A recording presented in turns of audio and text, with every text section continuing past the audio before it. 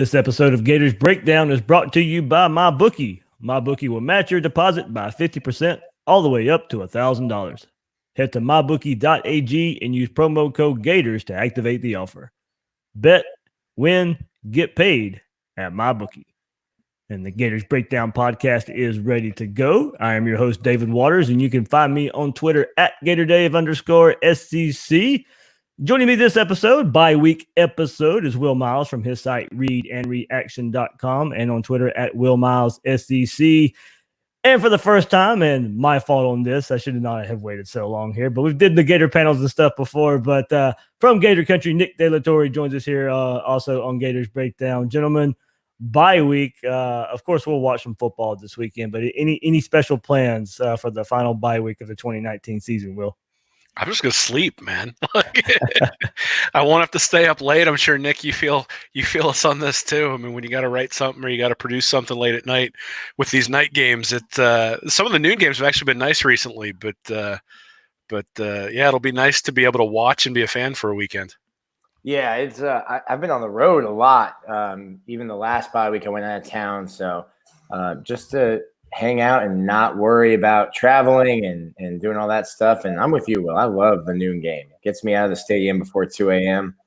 Won't be the case in 2 weeks at Florida State, but I do like that it's a night game for Florida State, not to get ahead of ourselves here. Yeah, and don't have to worry about going out and partying on Friday nights with me, Nick, and getting kind of too much to drink. Well, I can do that on Friday night now because it's a 7 a.m. It's a 7 p.m. kick. The problem is when you go out drinking Friday night and it's a 12 a.m. or a noon kick, and I got to be at the stadium at 10 and not feeling great. Then you're a bad influence, Dave. Yeah, how are the bars in Missouri? Did you get any chance to do that, or was the 11 a.m. wake up call a little bit too early? Saturday night was the bar night, but people in Missouri didn't like when I said it. But I don't know why people live in Missouri. I've been there. This is my third time, and I'm still looking for redeemable quality. And if you've got one, let me know. Haven't found one yet.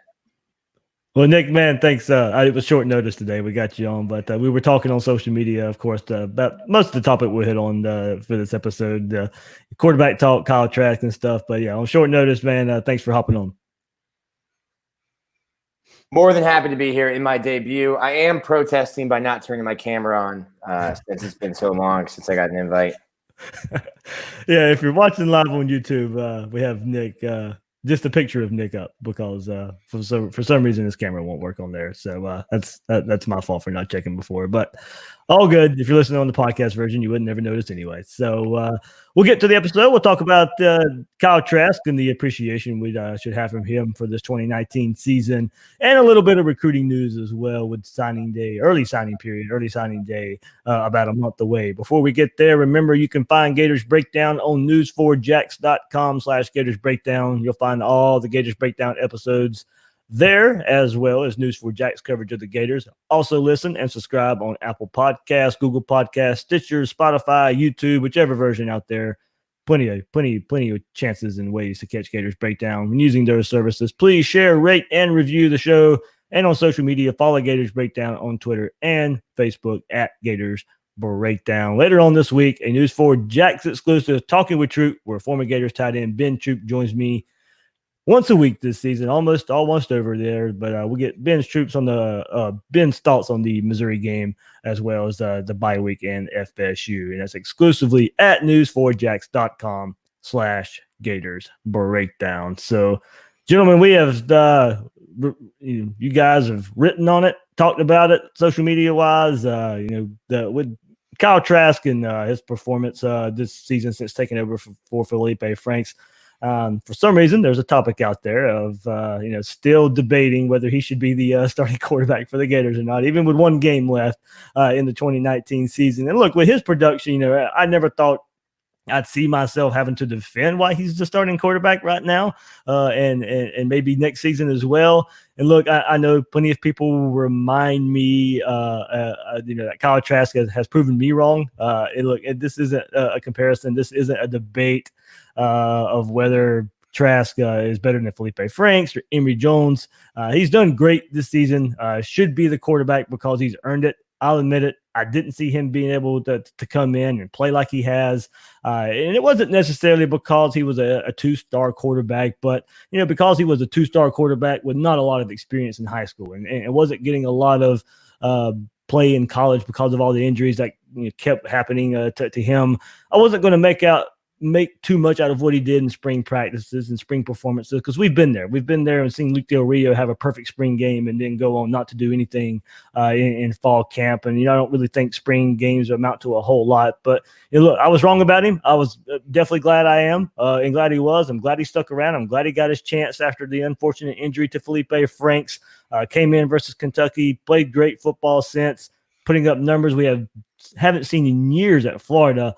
And it's still not enough for some of the fan base out there. And, Will, you had in your review of the Missouri game, you also had a nice appreciation of Kyle Trask. Yeah, I mean, it's interesting. I understand why people after the Georgia loss start looking towards the future, because the way college football is organized these days, everybody focuses on the playoff. And so seeing guys develop all the way through the bowl game, you sort of figure, hey, can you use these as sort of an entryway to the 2020 season? But it's not as if Trask doesn't have any eligibility left. I mean, he's still got a full year. He can come back and play. And based on how he's played this year, I mean, I think in the LSU game, you sort of said he played well for a backup quarterback. I mean, he played well in that game, but the idea that he's the backup, that he's the guy who hadn't started since high school or didn't even start in high school. And that was sort of the narrative. I think that narrative's gone away at this point. I mean, he's a quality starting quarterback in the SEC. And it's been a long time since Florida's had a quality starting quarterback in the SEC. And it's a little bit shocking to see the fan base really sort of say, well, let's ignore the fact that he's been successful and that he's a quality starting quarterback and move on to the next guy. But again, I think that's sort of the nature of college football. I know there's an awful lot of concern that Emory Jones could conceivably look elsewhere if he's not the starting quarterback next year. And, that's probably a legitimate concern. But at the same time, Trask has played well. I think he's earned the respect that he's getting throughout the country, not just in the SEC. And I think we've also, he struggled in the games we might have thought he might have. The Auburn game, he struggled a little bit, obviously struggled in the Georgia game a little bit as well, but recently has played much better. And I think that's kind of what you see with an inexperienced guy. So he's going to struggle against really good defenses, but if he can pick apart the bad ones, once he gets some experience, he's going to be much better next year. Go ahead, Nick. Yeah, well, honestly, he could have 2 more years. So he's a redshirt junior. So he has 1 more year of just natural eligibility. But I mean, honestly, he could get a medical hardship waiver for either of his 2 seasons that were cut short with injury. So I mean, you're looking, and this is a guy who has shown, hey man, I'm not going anywhere. Didn't go anywhere in high school. Didn't go anywhere despite not being the starting quarterback at Florida. I think it's like Will said, like, listen, he's not a backup quarterback anymore. He's played in enough games that this is your starting quarterback. He's got that experience. He's played in 10 games this year. But you can't forget the story of what Kyle Trask is and not starting in high school, then not starting at Florida, maybe getting a chance last year and then breaks his foot in practice on a freak play on the Monday before, I think it was the South Carolina game. So you can't diminish what that story is. It's a truly remarkable story. And to me, the most popular player on any team is always the backup quarterback. And if Emory Jones got a start and played poorly, then Anthony Richardson would be the new favorite quarterback. And it would be, hey, can he enroll early and play in the bowl game? That'd be the next thing. So I kind of get where it is. I think, and what I said on Twitter today is I just don't understand. You can want to see Emory Jones and you can be afraid of Emory Jones being unhappy and transferring. But why do you have to bring down the person who is starting and is playing to prove your point? To me, that doesn't make any sense. Kyle Trask has played the entire season outside of 3 quarters in SEC play, and the Gators are going to win 10 games. Sorry, FSU. Spoiled my pick on my podcast next week, but Florida's going to beat FSU next week. They're going to win 10 games and have a chance to win 11. And to me, to neg a quarterback because you want the backup to start, like Kyle Trask is not doing anything poorly. And I think we're getting into a point where people are just digging trenches because they like someone and they're trying to bring somebody else down. And I don't get it. I have a huge appreciation for what Kyle Trask has been able to do this year. And I see just like a split in the fan base, I guess.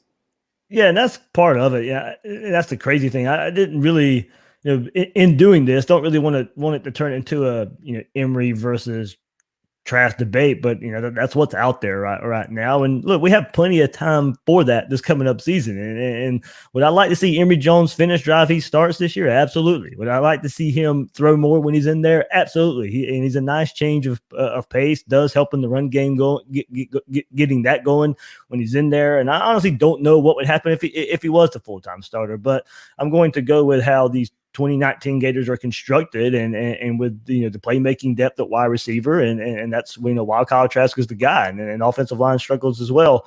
I think we don't know how the offense would look with Emory. We know what it looks like with Trask, and it is successful right now. And look, we have seen the thought, and it's been brought up after the loss versus Georgia that Emory should get most of the reps or be the starter. I just really do not. I don't get that thought. Dan Mullen's job is to win football games as the head coach of the University of Florida.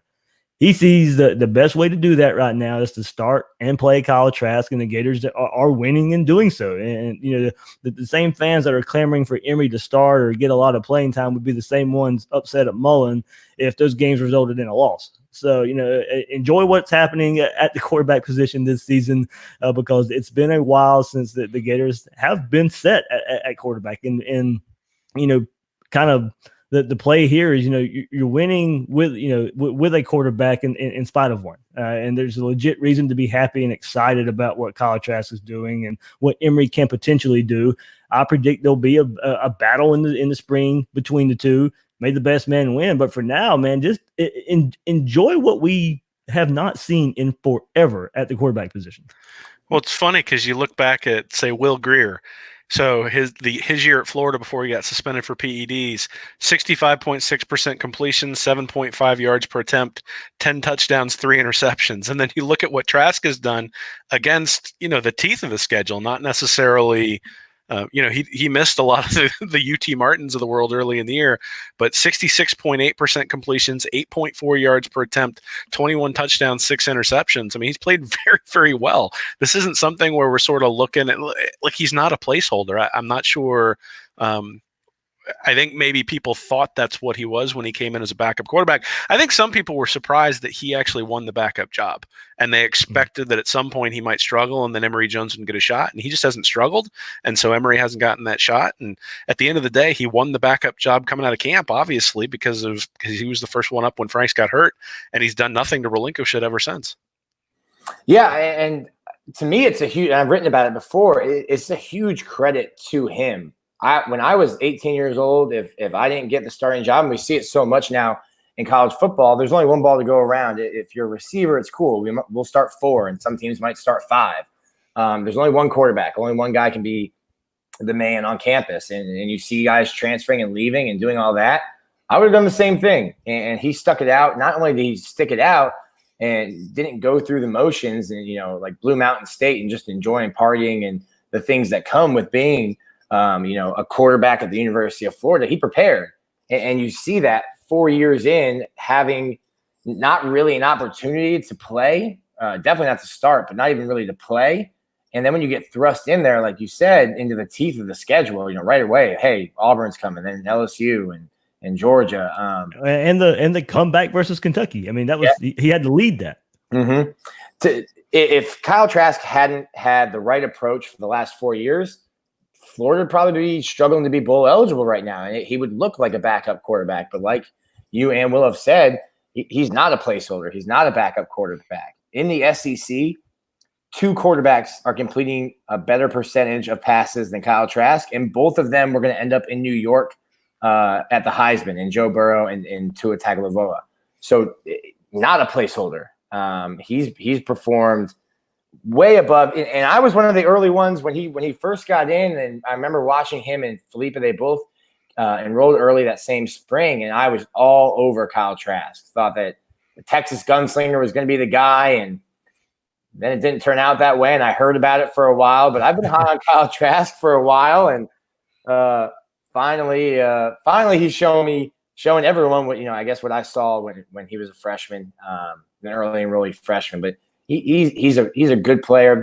To me, the biggest thing is that for 4 years, without a lot of hope of making an impact, he prepared as if he was going to be the starter. And you're seeing that now. You can really see that when you look at the film too.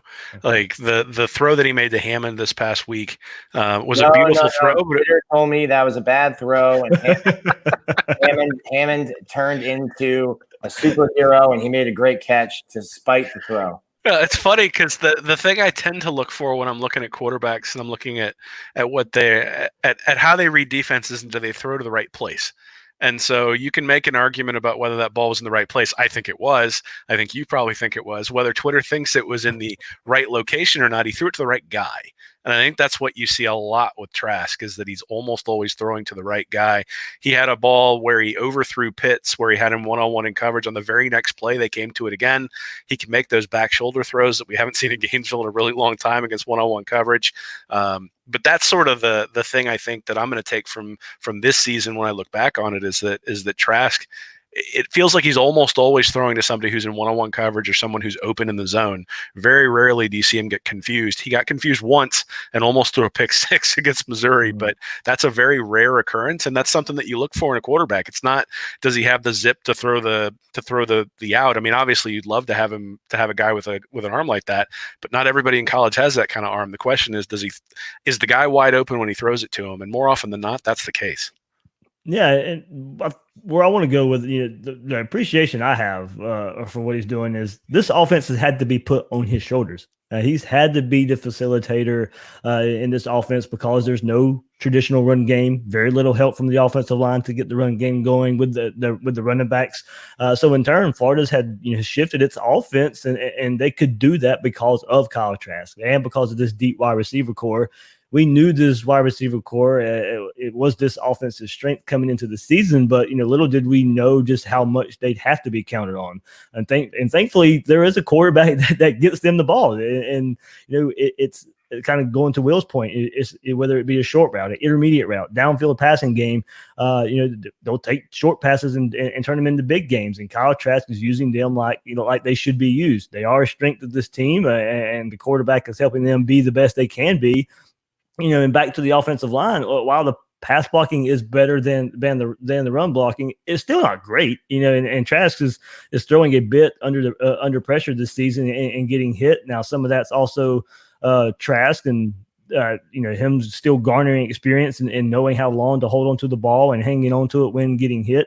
He's gotten better there, moving within the pocket to help the offensive line. Things he's needed to get better at while he's learning on the job. And getting, he's done those things, and we've seen him take steps from that Kentucky game, from that Auburn game, getting hit and fumbling the ball. We don't see that when he gets hit now, and he's moving in the pocket, avoiding sacks, keeping a play alive to hit players down the field. And look, with the lack of the running game, I just can't keep going back to just how much the offense has to go through him. There's no choice right now. The offense has to go through the quarterback, and this quarterback that we.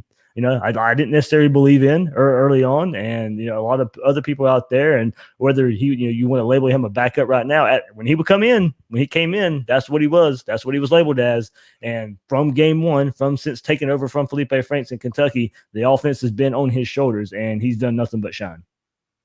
I think the early on, you can see some red flags with a new quarterback or a backup quarterback, but to me, the things that were really harped on with him, like you just mentioned, the fumbles and not noticing pressure and not getting the ball out quick enough, to me, those are things that you're only going to be able to get that with game reps. When you're in practice, you're wearing a non-contact jersey. If anyone touches you, lays a finger on you, they're getting chewed out. So you're not worried about that, and there's really no way to simulate that at game speed the way that teams practice now. So it was kind of a thing where, yeah, there were issues and the fumbles were an issue, but I'm thinking he's going to get better at that. Once he gets more comfortable and gets more game reps, I don't think that's going to be an issue. And like you just said, as weeks go by, it might have been, hey, it happened 4 times this week, and then it happened 3, and then it just happened 1. And hey, we went a whole week where you didn't see it. And I think he's really grown in that aspect. And it was only going to come through playing and through getting those reps on Saturdays. Well, and I think, I mean, I would say that when Franks went down in that Kentucky game, I pretty much penciled that one in as a loss. Mhm. And in comes Trask, and all of a sudden Florida's winning a game that, in all, they really shouldn't have won that game based on the way the score was when Trask came in and what a backup quarterback typically does. And you see him spreading the ball around. I mean, Kyle Pitts has gotten a lot more involved in the offense since Trask has come in. But also, when Pitts has gotten double covered, he's gone to Van Jefferson, or he's gone to Trevon Grimes, or he's gone to Kadarius Toney recently. Now that he's back in the game, so the ball has been spread around quite a bit more. Where I think within and again, I've written repeatedly that Trask and Franks are just different quarterbacks, and so they win in different ways. And sometimes it looks prettier one way, sometimes it looks prettier the other way. But Franks certainly focused in on Pirine in the passing game, particularly in that Miami game. And I think you can say that there were times that he locked onto guys and the ball didn't necessarily get spread around. Trask has been able to spread the ball around a little bit more, but he's just like any other quarterback. He's got some weaknesses. He's got some things he needs to get better at. I don't think anybody's saying that he's a Heisman winner, but I think we're saying that based on sort of his track record in high school, which was relatively limited, but relatively successful when he was in there, and then what he's put up in his first experience in college, you can really expect that he probably has a leap to make next year. Now, how big that leap is, I think is really sort of up to him and how Florida is able to put maybe more pieces around him. But he's poised to make a leap next year and be a significant amount better. And I think fans are going to get an opportunity to see that. Yeah, it was very interesting. I don't want to take credit for it, but I do apologize for who put it out on Twitter. But is Kyle Pitts the tight end / receiver that we know him as now? Is he that with another quarterback out there? If Emory or Feleipe is the quarterback, do we get the production that we've seen from Kyle Pitts this season? Simply based on the fact that they don't share the same name as the current quarterback, I would say no. Makes a better headline now that Trask is involved. So it's a great hashtag. Thank you for that. But yeah, I mean that is an interesting way to look at it. Probably the best receiver on the team, or not best, but maybe security blanket for Kyle Trask. If you're in a new situation, find that 6'5" alien and say, hey, he's the biggest and one of the fastest players on the field. Let me just try to get him the ball. And I think there was a game where I think Pitts was targeted 10 times, and when I was doing our podcast, I was like, I don't know what the number is. Like, what number of targets, if Kyle Pitts was targeted 40 times in a game, would I be like, I think that might be too much. Like, I don't know what maybe 40 is the number. Like, I don't know if there's a number that's high enough that you're like, they really tried to force it to Kyle Pitts. Like, he's just a mismatch. I don't know what defense or what player in the country you'd look at and say, like, oh, okay, well, they're going to be able to neutralize Kyle Pitts. It depends on who it's against, right? So I'm all for targeting him 40 times against Georgia, but let's save him against the Towsons and the UT Martins of the world. The only people that can neutralize him are the Mackey Award voters. Yeah, that's true. But yeah, just some stats here. The University of Florida sends these stats out, these notes out every year, and then kind of going back and looking at what Kyle Trask has done, and some that have pinpointed out here through the season. Trask has thrown for 300 plus yards twice this year, amassing career high 363 yards against Vanderbilt, 310 versus LSU at the times. And Trask 363 yards were the highest total by a Gator since Tim Tebow's 482 against Cincinnati in his final game, the 2010 Sugar Bowl. And it was the highest total against an SEC team since Rex Grossman, 375 against Kentucky, all the way back in 2002. Trask joined Tim Tebow with 3 in 2007 and Chris Leak 2 in 2005 and 4 in 2004 as the only Gator since the start of 2003 to post multiple 300-yard passing games in the same season. Trask was also the first Gator since Leak with 3 in 2004 to have 2 300-yard outings against SEC opponents in the same season. You're just going to get a litany of stats here that we haven't seen in quite some time from a Florida quarterback since the start of 2000 season. The only Gators to throw for 300-plus yards against a top 25 team are Trask, Tebow, and Rex Grossman. Only 3 quarterbacks. Since the start of the 2010 season, all other Gators have combined for 3 300-yard passing games. So, and a couple more here. Trask threw 3 touchdowns against LSU, followed it up with a career high of 4 touchdowns out of South Carolina He is the first Gator since Tim Tebow, 2008 at Vanderbilt and Florida State, to throw for at least 3 touchdowns in consecutive road games. Trask 3 touchdown passes at the LSU made him the first Gator since Tebow to throw at least 3 touchdowns on the road against an AP top 10 team.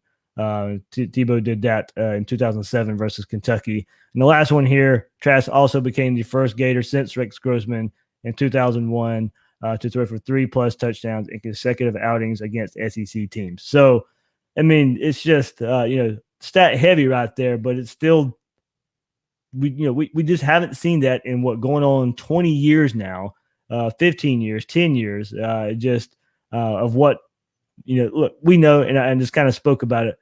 He's kind of having to do this. Florida's having to rely on the passing game. That is part of it, but at least he can do it, and we're seeing it.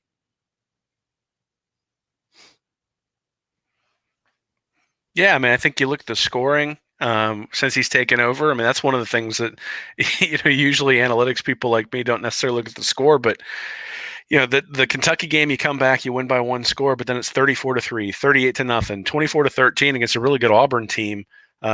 South Carolina game, 38-27, obviously had to turn on in the fourth quarter, but that game, I think we all sort of felt like Florida had control over it. Same thing with Vanderbilt and Missouri. They're beating the teams that they should beat, which isn't necessarily something that they've done in the past because Trask is so in command against some of these teams. And he even played decently against Georgia, so 21-33 for 257 yards and 2 touchdowns. And then LSU obviously played very well too, 24-44 for 311. So he's played very well in the big games. He hasn't been the reason that they've lost the game. I mean, the game against LSU, they lost because they couldn't stop Burrow. The game against Georgia, they lost because they couldn't get off the field on 3rd down. So he's really sort of done his part, even in the games that they've lost, and he's helped them to beat the teams that they should beat, which to me is one of the things that's been missing around Gainesville for a few years. Is even in the McElwain era, even in the years where they were going to the SEC championship game, there were last minute Austin Harden field goals to beat Vanderbilt and those sorts of things. And there hasn't been any of that this year. Florida's been in control other than really the Miami game early in the year. And then the Kentucky game where they had the comeback, they've been in charge against teams that they should have been able to physically handle. You're bringing up all my great memories. Will Grier and Austin Harden. Time. Speaking of memories here, part of this too, I want to go back to 2006, and we've talked extensively about the rotation of the quarterbacks and comparing, Trask and Emory to 2006 with Leak and Tebow, of course. And if you go back to then, the offense wasn't putting up a lot of points, and Tebow would come in and add a spark. But look, he wasn't ready to lead that offense. And now it's not a direct comparison because of 2 reasons. Trask is playing better than Chris Leak did in 2006. Emory Jones is in his 2nd year compared to Tebow being in his 1st. But there were many times when the offense was struggling in 2006 when fans would clamor for Tebow to get more playing time or start. He wasn't ready. And look, now we know that the offense would ultimately be better with Tebow in when he got his chance. But for the 2006 season, Chris Leak needed to be the starting quarterback for the team to be at its best. And that's where I feel like Kyle Trask right now in this 2019 season, he's the quarterback to get this thing going, to get it done. Is the ceiling higher in Dan Mullen's offense with a running quarterback? Absolutely. But 2019, I don't believe so. So looking forward one more time, let these guys, kind of how I see it, I think and I have no idea if this is the way Mullen looks at it right now or not, but we'll see when it comes around to it. These guys battle out in the spring, and we'll get our answer. I don't have the numbers in front of me right now, but I remember going back when Dan said it'll kind of be like the Chris and Tebow split, and I'm always cautious when I hear Dan or when Urban would do it, and they would mention Tebow because immediately your mind goes to this prolific, one of, if not the best college football players ever. And you're like, oh God, that's not what this poor kid is, not what he needs to be compared to, not the bar that he needs to have hanging over his head. But if you go back and look at that season, it's like you said, I think fans were thinking like 60-40 split. But if you go back and look at Tebow's snaps per game, it's like 5. Yeah. He would come in he would basically come in on obvious 3rd and 1, 2nd and 1, 4th and 1, and he would just bulldoze his way through. There were some passes, but for the most part, it was Chris Leak's show. with, just a pinch of Tim Tebow. And that's kind of what we've seen. So I think when you hear Tim Tebow's name, you probably think of his 07, 8, and 9 seasons more so than 2006. And I think that's maybe some fans thought they would see Emory Jones more based on hearing that. But I think if you went back and went through the play-by-play of 2006, you'd see that Tim didn't play a ton as a freshman. I think the other thing that you might think about if you go back and look at 2006 is just the offensive line, and that 3rd and 1, 4th and 1 in 2006 because of the quality of the offensive line. It was a much more likely endeavor to be successful. I mean, Mullen has clearly shown a reticence to run on 3rd and short on a regular basis, and I think that's well based in fact in terms of how the offensive line is played. And, bringing in Emory Jones, who isn't the battering ram that Tebow was, to go get those 3rd and 1, 4th and 1. I mean, there were a few of those where Tebow just got it himself, but a lot of times he didn't get touched until he already had the yard that he needed. And that hasn't necessarily been happening this year either. I've been a little bit surprised. I think the legitimate question you could ask is, why in short yardage when Florida struggled as much as they have they not had more of an Emory Jones package back there? But, again, I think it's sort of hindsight, because if you have Kyle Pitts and you can throw it up to him on 3rd and 1, 4th and 1, I think that's a pretty good option too. And kind of previewing, looking ahead, and I said, look, Trask and Emory's going to battle it out in the spring. Well, fall, we'll be going into fall next year as well. Kind of the final thought here to wrap up this. Nick, you're closer down there, of course, being on the beat and stuff.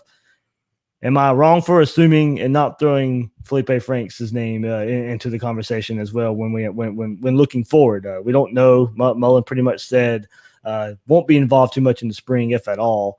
I don't think he'll be back. That's just an assumption. That's just a guess on my part. I don't think all 3 of these quarterbacks will be part of going into fall camp next year, but maybe I'm looking at it the wrong way. Yeah, I think the safest thing to say is I assume Kyle Trask will be back. Yeah. They could find eligibility for Cam Newton, and he can come back and transfer to Florida. And I think Kyle Trask would sit behind Cam Newton and be happy to take his reps in practice and win some football games from the bench. So I don't see Kyle Trask going anywhere. To me, I think from talking to Feleipe, I think he's on pace to graduate this year. Obviously, he would be, I think, eligible for medical hardship. He still has another year of eligibility as it is. He could be a graduate transfer with potentially 1 to 2 seasons somewhere else. It'll be really hard for me because I know the kind of competitor that he is. It would be hard for me when you start talking timetable. When would he transfer?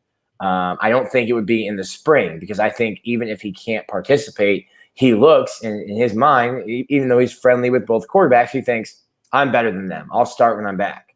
So I don't know when. I don't see him seeing anything in the spring from either quarterback and thinking, all right, well, I can't overcome this. I'm not going to ever start here again. I need to leave.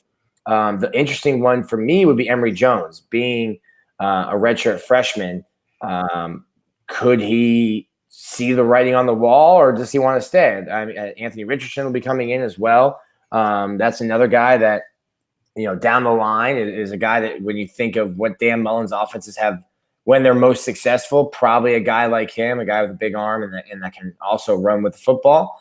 So to me, I don't see Franks transferring before the spring. I don't think the last time we see him in orange and blue is, getting carted off the field at Kentucky. To me, Emory Jones would be the one, because if you're looking, and if what I say is right, where Franks isn't leaving, then Emory's coming back into a situation thinking, well, what the hell? I've got 2 guys now that have started over me. It might be time to go somewhere else. So he'd be the one that I would be, if we're talking about transfers, I would, if we're putting odds on it, I would say he's probably the most likely to transfer. I just don't see, knowing the kind of competitor Feleipe is and having won the job before, I just don't see him transferring out, at least in the spring when he's not going to be able to do anything. Yeah, Will, before you jump in, my thought about Emory transferring is that there would be a lot of thought behind it. There had to be a lot of thought behind it, because what would you gain from having to sit out next year anyway if you do transfer? But as you said, Anthony Richardson probably plays a part in this too, which would be his second season. But if Emory Jones, if he transfers out, he'll have to sit out next season more than likely anyway. So to me, I'd take my chances if Kyle Trask and or Feleipe Franks win the starting job or whatever. And you're going to be sitting on the bench either way. So would you wait one more year to try and get your shot the next year when Franks and Trask probably aren't there? I think a lot of it depends on relationships, right? Like, how do you feel about the coaches? How do you feel about your chances to get those 2 years once you've waited your turn? And then also, I mean, we've seen this year with Trask. I mean, a lot of times you get the opportunity even when it's not necessarily something that everybody drew up. I certainly, we did not spend the offseason talking about how likely it was that Kyle Trask was going to be the starting quarterback this year. I mean, the discussion in the offseason was, were the last 4 games of Franks real or a mirage? And what did that mean if for some reason it was a mirage and Emory Jones had to come in and play? And it turns out Kyle Trask is the guy who comes in and leads the Gators to a 10 or an 11 win season. So I think the stuff that goes on inside the program is probably more important than any of the chatter that goes on outside of it. And the relationships that Emory Jones has with the coaches and the trust that he has that they're going to prepare him and get him to the next level is probably the thing that dictates that decision. If he feels like he's progressing and he feels like he's going to get a couple years to show what he's got, yeah, like you said, Dave, it probably makes sense to stay. But we live in a time where people transfer all the time. That's their right to transfer, and the players don't have a lot of leverage. And so if you use that leverage to maybe get yourself into a better situation, hey, more power to you. So, we'll see what happens, but I don't think you make decisions as a program based on one player unless you think that player is really, really special. And I suspect that if, the fact that he didn't win the backup job this year is not an indictment, but it's an indication that there's still a little bit more development to be made. I love that you said that because I've seen that a bunch. Like, hey, if you don't play Emory Jones, he's going to transfer. And Dave hit on it earlier. You're paid to win games right now. If you don't win games right now, you're not going to have an opportunity to win games down the line. Mm-hmm. So if Kyle Trask is what you think is going to keep your job and you're going to help you win games, cool. We have to live right now. And if that makes someone else unhappy and they want to leave, that's on them. Well, he's been right. Yeah. Yeah, absolutely. All right, guys. Any more thoughts on quarterbacks? Trask, Emory, Feleipe before recruiting talk? I wouldn't mind seeing Tommy Townsend throw a ball or two. That's why you had me on the show. Hey, I'm here for it. They let him run for one in the first game of the year. Every time he comes out, I think maybe they'll give him a shot to fake it, and they haven't done it since. So maybe against Florida State when we're up by like 40. Was it Kentucky when he had the bad fake? Yeah, Auburn, right? Is it Auburn? I can't remember the game. Oh, man. I mean, it was the exact same play call. Yeah. So we asked Dan about, of course, it's a play that doesn't work out. We have to ask him after the game. And Dan says, and some people liked it, some people didn't. I thought it was funny. He says, well, they loved it against Miami. It was the same thing this time. It just didn't work out. Now they hate it and I'm an idiot. And I was like, that's how it works. That's how it works. If you gamble and it works, you're the smartest coach on the field. And if you gamble and it doesn't work, you're an idiot. And we're trying to find your replacement. All right, here we go. Before we get into recruiting talk, signing day not far away. Little ad read here. Are you the type of fan that knows football so well that you could choose any game and call it? Well, MyBookie is the place for you because they let you turn all your sports knowledge into cash into your wallet. Between football season, NBA, and college basketball season, it's time to get off the sideline and get in on the action with MyBookie. During Thanksgiving week, MyBookie is offering a risk-free bet on the Bears-Lions game. Simply choose a team against the spread for up to $250. If you win, congrats. You've got extra holiday spending money. If you lose, congratulations to you as well. MyBookie will give you all your money back. It's a no-brainer because you literally cannot lose. So doesn't matter whether you're an experienced player or a first-time customer, MyBookie welcomes all to come and play. So quit waiting around and sign up today. Right now, MyBookie will match your deposit by 50% all the way up to $1,000. Use promo code Gators to activate the offer. Visit MyBookie online today at mybookie.ag. That's MYBOOKIE.ag. And don't forget to use promo code Gators when creating your account to claim the bonus.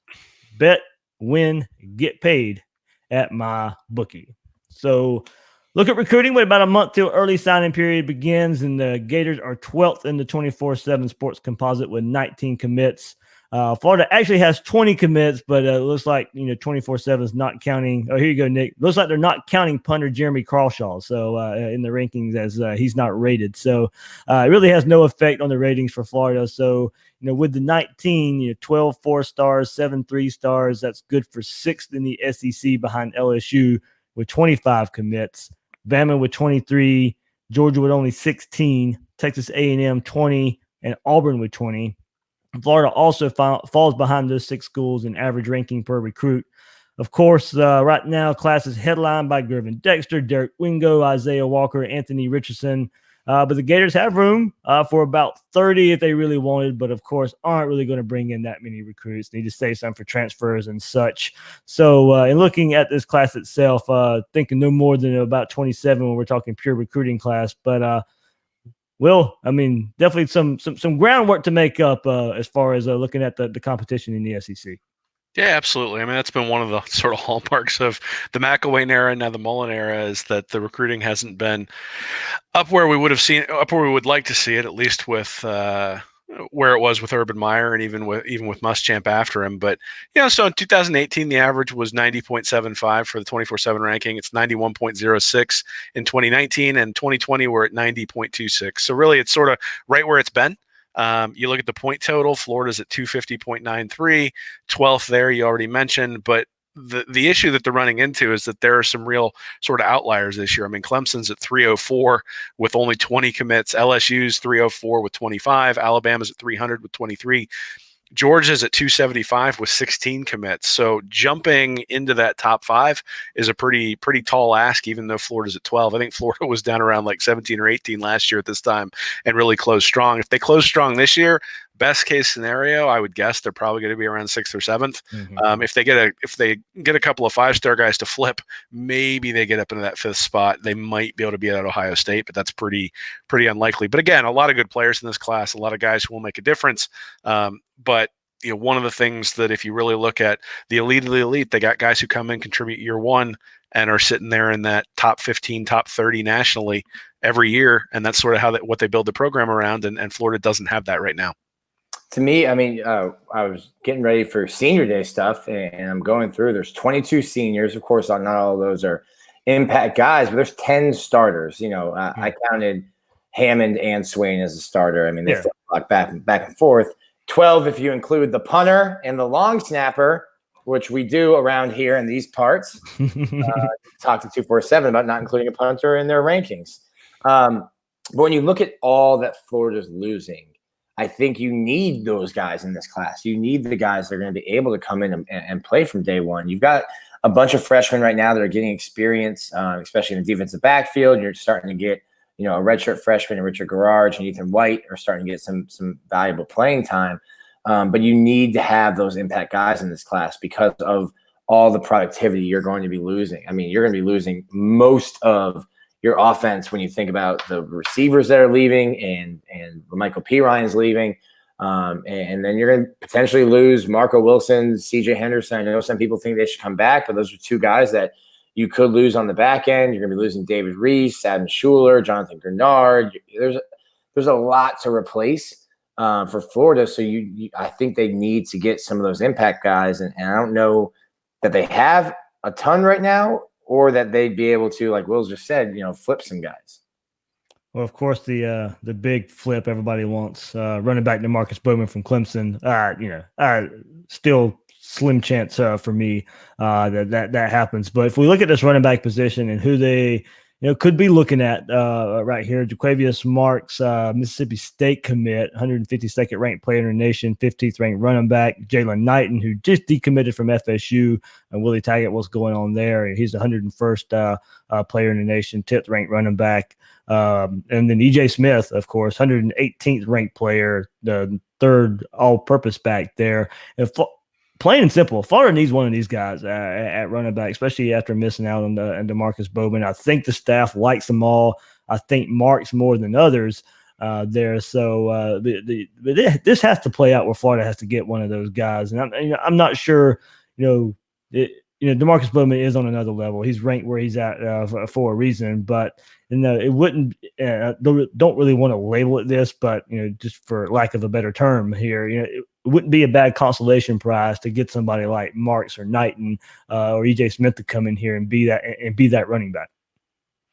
No, absolutely not. I mean, I think a guy who's ranked 100 is not bad. I think that's one of the sort of misconceptions about the people who really look at recruiting and start really count up the stars and say, does it matter? Does it not? As a guy who's ranked 100 can end up being an All-American, can end up being a Heisman Trophy winner.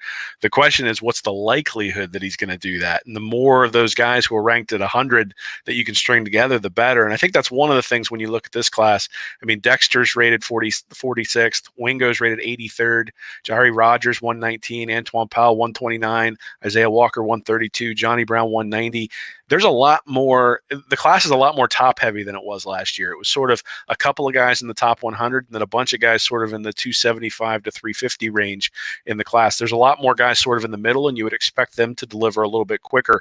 And then obviously at running back, the position you're talking about specifically, those are usually guys who can come in and contribute right away. Though, Florida's depth at running back's pretty good with Pierce and Naquan Wright and some of the guys that they've had come in the last couple of years. So running back isn't necessarily a huge place of need, but obviously they got to replace some of the playmakers who are going to be going away after this year, like Nick mentioned. And, guys in that 100 range are the kinds of guys that you really expect to be able to do that. And at least one or two of those guys step in and make a difference in year one. Well, I mean, we're talking running backs, but to me, you can't run behind you. We've seen it. You can't run behind a bad offensive line. And that's really where I start looking. I mean, if you look at, go to the 247 rankings and just look at offensive linemen. I was doing it the other day and I'm thinking, why? I mean, Isaiah is a good player, good prospect. When you start looking at offensive line, you're looking at Florida's one in the top 50 is committed. And then the other one in Marcus Dumerville, it doesn't seem great. A great shot that he's going to come to Florida, but why is Florida really only in on two of the top offensive linemen in the country when there's a clear need for your team that you need to not only get more players, but get more talent on the line? Yeah, I agree. I mean, you're looking at slip here to the other tab. Yeah, Richard Leonard, way down at 755th ranked player, and Gerald Mincey not ranked, but 6'5", 320. Richard Leonard 6'2", 320. So they got the size that you're looking for in offensive linemen. But those are not guys who are going to come. You don't think going to come in right away and be instant impact players. And Nick, you brought up instant impact players for replacing what Florida is losing. You look at somebody like Gervin Dexter, Derek Wingo, Isaiah Walker, because Dexter, I think even though TJ Slayton and that position, that defensive tackle, I think Campbell's going to be gone. You're going to lose some talent there. As Dexter, it's hard to me for a true freshman to come in the SEC and play that defensive tackle position.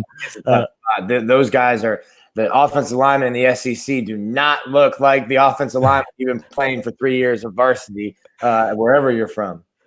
Yeah, so I mean, as good as he is, it's going to be tough for somebody like that to come in and make an instant impact. Can be done, but we'll have to see there. Derek Wingo, that's the guy I'm probably looking at come in and make an instant impact after what we saw, because you can place those outside linebacker, edge rush type guys into these friendly situations. Hey, okay, it's 3rd and 13. You go out there and go make a play. You can work him in that way and go out there and try to make a play. But also Isaiah Walker, the offensive tackle there, as you mentioned it, the struggles that offensive line there, and maybe him coming in and it would be nice for the struggles that we've seen this year if a true freshman can come in. You don't want to have to rely on it. You don't want to have to you don't want to force a true freshman out there, but if he's able to come in and push these guys that are returning or go out there and earn a starting spot, then it would speak very highly of him.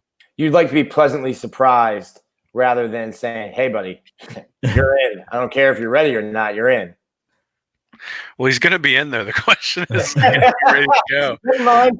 I mean, I think one of the guys that we do need to keep in mind is Brenton Cox is going to come in. Obviously, the only 5-star on the roster has had to sit out this year, but he's ranked 23rd nationally when he came in. He's also at that outside linebacker spot. So I think Florida's probably pretty good there with Wingo and Cox, and then also some of those guys have stepped up recently. I've been really impressed with what Zach Carter's done at defensive end and sort of allowing Grenard to roam free there at the Buck, and so if Carter can step up and be a solid contributor, then that sort of frees up some of these guys to maybe freelance is the wrong word, but to be able to pin their ears back and come after the quarterback. But I also think in some capacity, this is the way Mullen is going to have to build the program, right? I mean, you look at guys, the first year from his 2018 class, really Trey Dean, Damian Pierce, and in some respects, Noah Banks were the 3 guys who kind of were on the field for a significant amount of time, and obviously it was it was a experienced group, but at the same time there wasn't a whole lot of 2018 impact from that 2018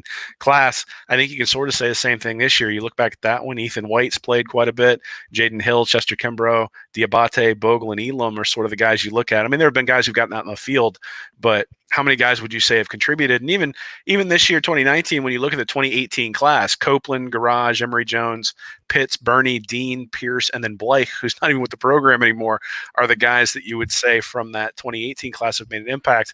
The way Mullen has recruited thus far is going to sort of require a slow build, and it's going to get accelerated a little bit next year because of all the guys who are leaving. But that's the reality when you recruit top 10, top 15 rather than top 5, is that the build is a little bit slower, and that's just something that I think the expectations for fans are going to have to take into account. All right, take a look at before we go here, some targets here the Gators will be going after, maybe trying to sign here. Vontae Williams, of course, committed to Oregon, recently come off a visit there. We'll see how that one goes. I still think Florida's in this one pretty good. I think the distance from home from Florida to Oregon will play a huge factor. Because he's been committed there for a while. That commitment's probably held on longer than I thought there. But Friday Night Lights in July in Gainesville there, taking no visits since, but saying the right things, Nick. But that's just one I see from Florida all the way to Oregon. I just don't know ends up sticking around. Yeah, I'm with you. I'm not sure. To me, I kind of go back.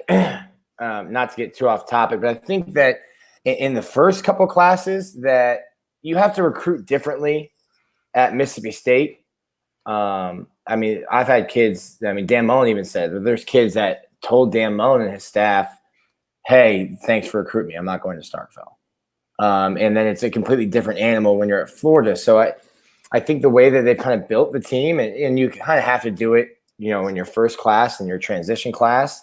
But once you start building these relationships, Florida's not a place where you need to go and get, the 357th. I'm not trying to down anybody that they have, any recruit, but you don't need to go and get the 357th ranked offensive lineman.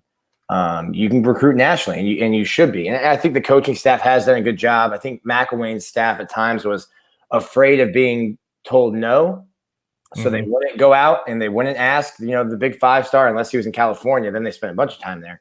But wouldn't go out and wouldn't ask players. It wouldn't, try to recruit guys because they thought, oh, well, they're going to go to Bama or they're going to go to Georgia or Clemson, and we don't have a chance. So let's not waste time. You're the University of Florida.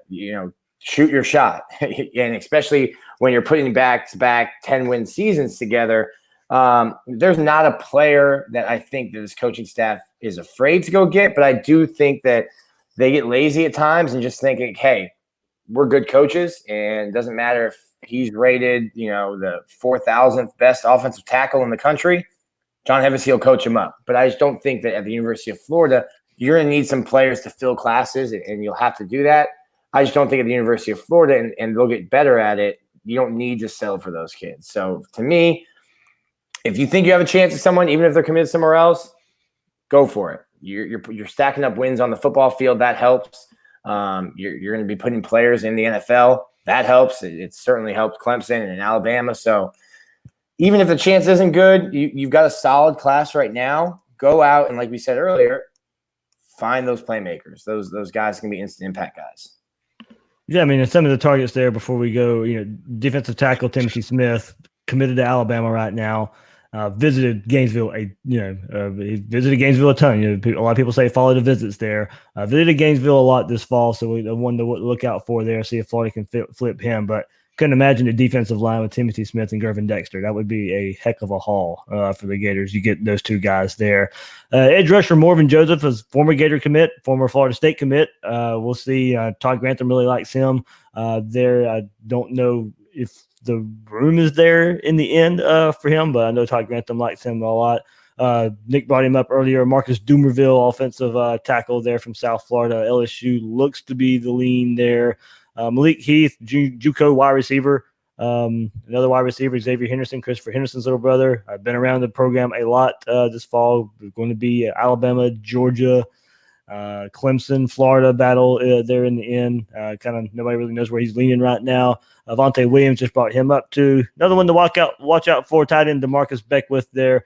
Kind of impressed with the way Kyle Pitts is being used in this offense as well. And Nick, you may have to help me with this. I don't know if you've been around this guy, the guy down there, Kentron Potier from Miami Palmetto. I'm not sure. That sounds like it could be Haitian, which might be a little French, and I don't speak French, so your pronunciation is probably as good as mine. All right, I'm going to say that was right there. So go STA when it comes to Marcus Dumerville. Do what? Go STA. Oh, go yeah, that's right. That's right. But Will, I mean, as I see, Timothy Smith. If you compare him up with Gervin Dexter, I mean, that's a heck of a defensive line haul there. Yeah, well, I think that's where you really have to start looking here is where is Florida going to recruit based on their need. Obviously, I think at corner, if they've got Wilson and Henderson leaving, they're going to need to replace some guys there. You want a quarterback with every class. They've got that guy signed in Anthony Richardson. They've got some pretty high-level wide receivers and Jaquavian Frazier's and Leonard Manuel.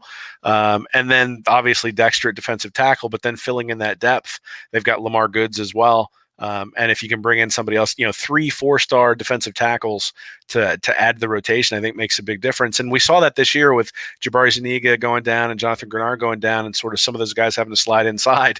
And in those games where those guys were missing, all of a sudden Florida's getting gashed in the running game.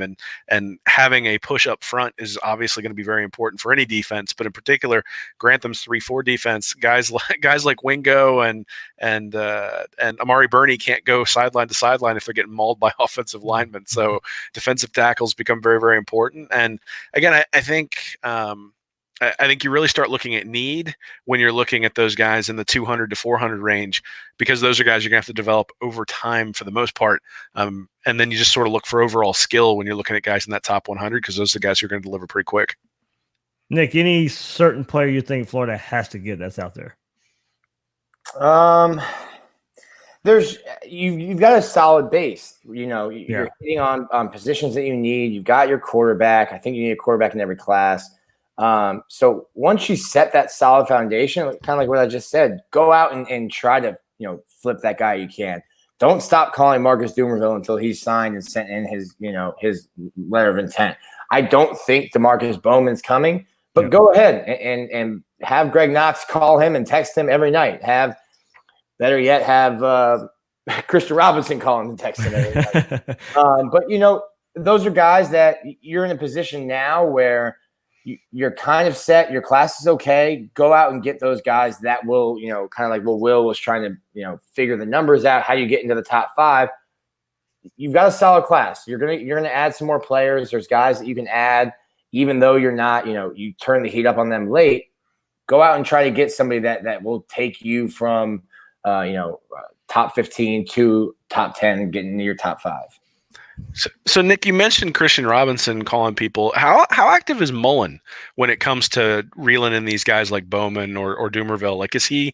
I mean, and maybe you don't have line of sight to it, but I'm just curious as to what his role is when it comes to this. Is he more of a CEO, or does he get actively involved? I'm glad you brought that up too, because I've of course, the assistant coaches who recruit certain positions get hammered because of when a certain recruit or a certain that doesn't come along, and it's the position coach that always gets hammered. But sometimes it's filtered by location, and sometimes in a way it ultimately falls on Mullen to get these guys in.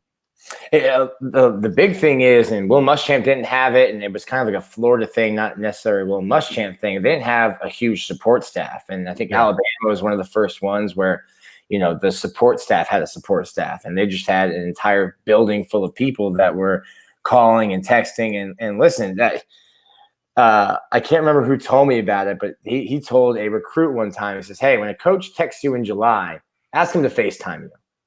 Because that's probably not the coach. That's when they're on vacation. So you've got a bunch of different people that have access to the coach's Twitter accounts or Facebook or Instagram, and that's a way that they can DM and get messages out. But Dan Mullen's hands-on. I remember they were doing walkthrough at the Chick-fil-A Bowl, and Mullen was FaceTiming, and I kind of like looked around. And Lee Bagley told me, she's like, "Oh, he's talking to Gervin Dexter," and I tweet that out. And then another recruit was like, "No, he's texting me," or he was FaceTiming me. And I'm like, "Oh, he's FaceTiming multiple recruits during walkthrough of the Chick-fil-A Bowl to kind of just show them, like, hey, this is where we are. Who's the other school that was talking to you? Where are they right now? Oh, he FaceTimed me from his house? That's weird. I'm here in Mercedes-Benz, in the Mercedes-Benz Dome in Atlanta, getting ready to play in the New Year's Six Bowl." So he gets hands-on.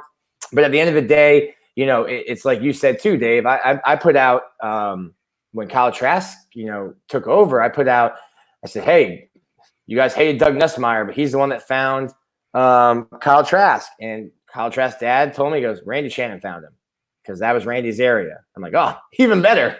Even better. Fans are going to love that. But yeah, a lot of it is area. And you can probably tell who the good recruiters and the strong recruiters are versus the guys that aren't as strong in recruiting based on the areas that they're in. You put a guy – I think who's the offensive line coach I'm blanking on right now. They did the worm. Nord.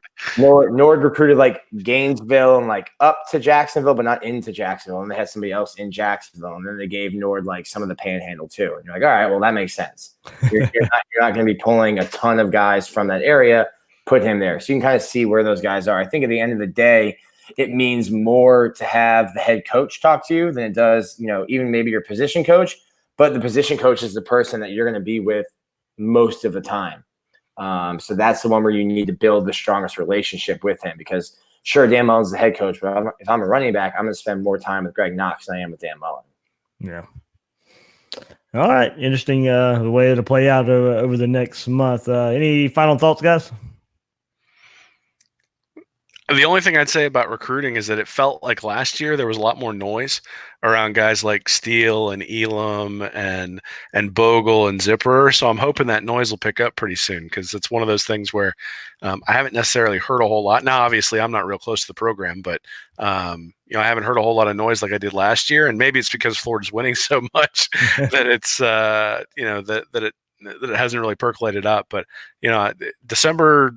the December signing day is coming pretty quick, and certainly I think everybody pretty much had their recruiting classes set. I know Florida pulled in a couple of guys post signing day, but you pretty much know where everybody's going to fall in December these days. So that's probably the critical one. So hopefully we'll hear some stuff over the next couple of weeks. Yeah, I think Florida needs to close strong for all the reasons we've already talked about, and it's on the coaching staff to do that. You're going to have a big bowl game to get ready for, and some other coaching staffs that don't even have coaching staffs right now will have more time to do recruiting because they won't have a bowl game or they'll have an early bowl game. But you got to figure out a way to do that and then also turn that bowl game into a recruiting tool. So no excuses in recruiting. You either get them or you don't. That's right. That's right. Plug time. Will, what you got coming up at Reading Reaction this week? So I got something pretty special for both Florida and FSU fans. I'm not gonna blow the cover, but I think everybody will enjoy it. So obviously with the coaching search they got going on there's a little bit of a hard time we can give those folks. I'm gonna try to do that a little bit. I know what you got going on at Gator Country with the site and the podcast. I know what we don't have going on. We're not tracking tail numbers on private jets. That's what we're not doing. I am done with that mess. Oh, man, I do not envy any of the writers at Florida State because that was it. Coaching searches are crazy. So best of luck to all of them over there. And let me know when Bob Stoops is named the coach. I hear we're still waiting on that. Yeah, no, that plane was in Texas last week, right? Yeah. I should be out tomorrow if I don't, kill myself trying to do it. I'm running through bowl scenarios and kind of likelihoods of where Florida will go. And let me guess where you want them to go. New Orleans. Orange Bowl. I want to go home for Christmas. Be there with okay. my family and be at home. And but it's crazy because the ACC's contracted to go to the Orange Bowl. There's one ACC team ranked. There are 14 teams in the conference, and only Clemson is ranked. But the Orange Bowl has to take one. So can they take Notre Dame? They have to take an ACC team, and then they can take the next highest ranked team from the SEC, the Big 12, or Notre Dame. So, but they have to take. So it couldn't be Florida Notre Dame because I've seen that somewhere. No, they 100%. There is this is where I'm getting a headache. There is a stipulation where the ACC had to take an SEC team 3 times. I think they've only taken 1, and the contract only runs through next year. So I think they might have to, but they contractually have to take an ACC team every single year. If there's no next highest ranked team after Clemson, who will be in the playoff, assuming chalk holds, they just get to pick one. They get to pick any bowl eligible team. So that's where you're getting all the hype from people writing about Miami, saying Miami can go to the Orange Bowl because they can, because the Orange Bowl committee could just pick Miami. They could pick Louisville.